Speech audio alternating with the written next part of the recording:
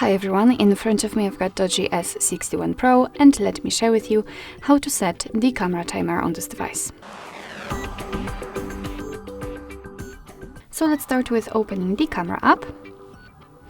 And as you can see right now we are in the standard photo mode. We do not have any kind of icon which is connected with the timer, which means that we have to enter the settings. So let's tap on this icon in the right upper corner. And now, right here, we've got the self timer. Let's tap on it, and as you can see, it will be turned on. However, let's tap on it again to open more options. And as you can see, we've got 2 seconds or 10 seconds delay. So let me choose 10 seconds delay. Now we can go back, and let's tap on this shutter button.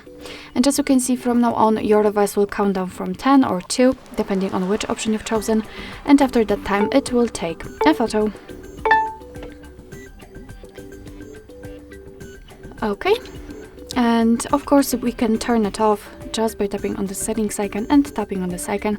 So if it is not highlighted, it means that it is turned off, and from now on your device will take photos right after touching the shutter button.